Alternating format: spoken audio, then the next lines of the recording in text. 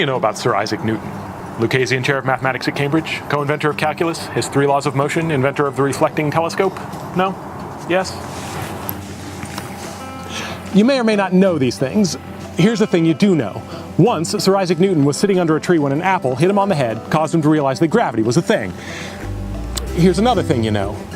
That story never really happened. It's not true. It's just a story that symbolizes knowledge popping into someone's head. If that's the case, then here's a third thing that you probably don't know. That story's actually totally true. Mostly.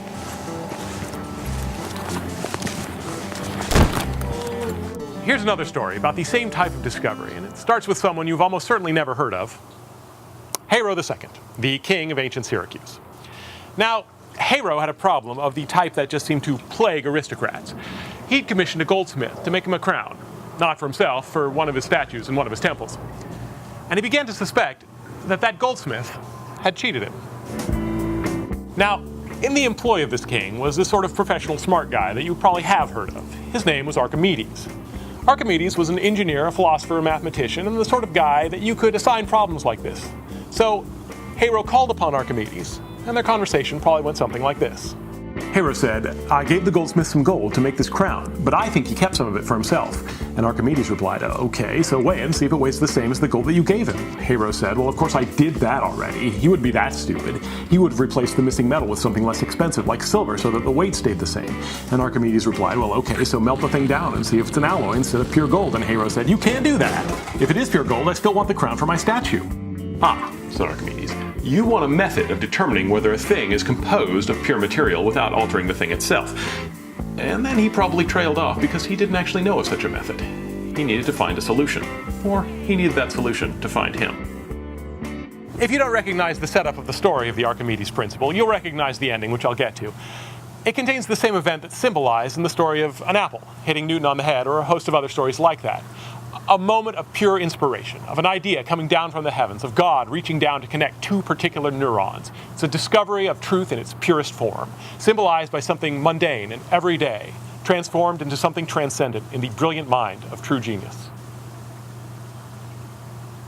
And then you probably come to understand these stories as gross oversimplifications of incredibly complex discoveries, as embodied by the ubiquitous Thomas Edison quote, "Genius is 1% inspiration, 99% perspiration." Isaac Newton's perspiration, for instance, was a lifetime of study of Copernicus, Kepler, and Galileo, everything that was known about planetary motion at the time. It's ridiculous to think that the theory of universal gravitation just came to him suddenly one day when an apple hit him on the head. Oh, except that it totally did. Ow. Here's the thing about Sir Isaac Newton. He actually said that he got the idea for universal gravitation by sitting in an orchard, watching apples fall to the ground. The only thing that's made up is the hitting him on the head part. They started at rest and accelerated toward the ground. A force must be acting on them. What if, he had to have realized, the force that drew the apple toward the Earth was the same force that caused planets to move in orbit around the sun? Edison's quote is pithy, so you might miss the most important thing about it: the absolute necessity of the inspiration. Newton's idea that the force acting on the apple and the force acting on the planets could be the same force, that matter attracts matter, was a genuine revelation. Without it, Newton could have never unified the work of the historical giants on whose shoulders he famously stood. We'd remember him as we do Leibniz or Charles Babbage, rather than Isaac Newton. The product of his genius, mechanics and gravitation, would have never happened without that one single moment of inspiration. Inspiration which came from looking at an ordinary thing, an apple falling from a tree, and noticing, hey, that always happens.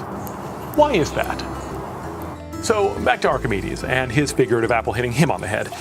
He tried any number of ways to solve the problem of the gold crown, some mechanical and some chemical, and he got nowhere. And then finally, after days or weeks or months, one morning, he stepped into his bath with idle thoughts of the day in his head, and he saw for the 1,000th time that the water level rose as his body entered the bath, a phenomenon which he and nearly every other human in the history of humans before him had noticed and never thought anything more of. And then it dawned on him. This was the solution to his problem. Equal amounts of material of the same density would displace equal amounts of water, no matter their shape. If the crown didn't displace the same amount of water as the same weight of gold, then the crown wasn't pure gold. He jumped out of his bath, forgetting all about his clothes, and ran down the street naked. So elated was he by the discovery that had just been visited upon him. The word that Archimedes is said to have been shouting as he ran ungarbed down the streets of Syracuse is Eureka. Literally, I have found it.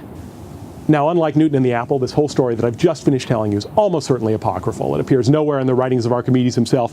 It was only recorded hundreds of years after his death by the Roman writer Vitruvius. So why is this tale, and so many other tales of eureka moments like it, told this way? And why do we accept them and make them part of our lore? Because this is how they happen. A glance at the mundane becomes a glimpse of the transcendent. What should surprise us is how little poetic license is taken in the story of Newton and the apple, because these moments are literally religious, and they transform their revelators. They run naked down streets screaming, "I have found it. This knowledge has happened to me. I am changed." The naturalist Jane Goodall once said that if something is new to you, you have discovered it. You might not be the first person to discover gravitation or displacement or quantum physics, but you can still experience the revelation of it. The magic of a discovery happens not when it is found, but when you find it, when it happens to you. And looking at something that you've always looked at and suddenly seeing it in a new way is, not to put too fine a point on it, totally awesome.